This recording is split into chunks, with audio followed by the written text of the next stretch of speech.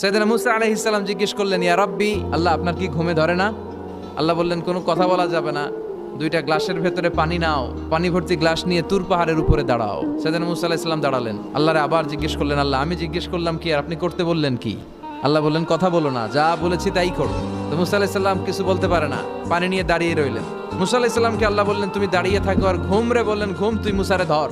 ঘুম যে এবার সাইয়েদনা মুসা আলাইহিস সালামকে ধরেছে। উনি ঘুমের ধাক্কায় আর থাকতে পারে না, একবার ডানে যায় আরেকবার বায়ে যায়। ঘুমের ধাক্কায় হঠাৎ করে কাত হয়ে পড়ে যায় আর গ্লাসগুলো মাটিতে পড়ে খান খান হয়ে ভেঙে যায়। আল্লাহ ডেকে বললেন, মুসা বেশি কিছু হেফাজতের তো দায়িত্ব দেই নাই, শুধু দুইটা গ্লাস হেফাজতের দায়িত্ব দিয়েছি। ঘুমের কারণে এগুলোর হেফাজত করতে পারো নাই, ভেঙে খান খান হয়ে গিয়েছে।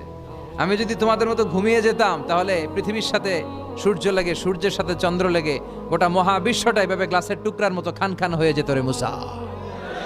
এজন্য লা তাখুযুহু সিনাতু ওয়ালা নাওম, আমার ঘুমেও ধরে না, ঘুমের আগে যে তন্দ্রা আসে ওইটাও ধরে না।